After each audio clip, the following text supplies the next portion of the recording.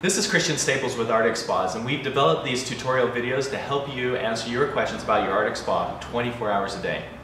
So every once in a while during the summer, we get customers that call up and say their spa is overheating. So the first thing to remember is that the Arctic spa is designed to utilize the excess heat from the motors to heat the water. So as we go through that filtration cycle, that motor is going to be running and it's going to be generating heat, and the natural process is the water draws the heat away from that equipment, keeping the equipment running cool, but in the meantime the temperature of the water does go up. So when it gets really warm during the summer, sometimes you run into where it's actually going hotter than what you want it to be.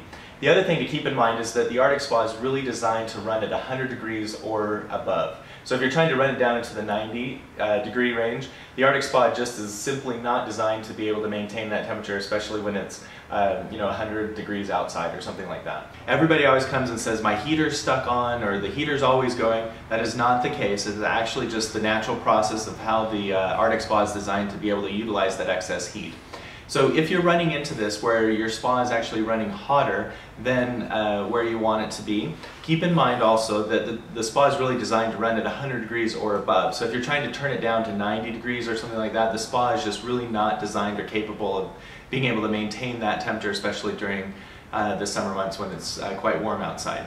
So the first thing that we recommend doing is to turn down the filtration cycle by 1 hour per cycle. So when you go into the filtration settings, there's two settings. There's the FD, which stands for filtration duration, and then there's also the FF, which stands for filtration frequency. So the one that we want to adjust is the FD. So the FD, instead of being 2 where we normally have it set at, meaning that 2 hours for each filtration cycle, we're going to adjust it to 1. Okay, to adjust the filtration cycle settings, we want to go to the settings button here. So we're going to take and we're going to press that down, and then it will say set on the screen. If you have an Epic model, you'd actually hold down pump number 5 for 5 seconds, and then it would say set. Then we go through the settings. We're not going to adjust anything else until we get down to where it says FD. So that stands for filtration duration, and we have it set for 2 hours. And like I said, we want to turn that down to 1 hour. And then you press it again. The FF, the filtration frequency, should be set at 4.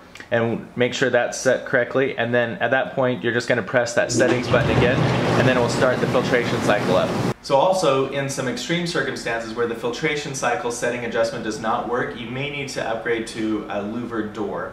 And what this does is it allows the excess heat generated by the motors to vent to the outside instead of utilizing it to heat the water on the inside. And this would be something that you would just put on during the summer, and then you would take off and put back on your regular door during the winter.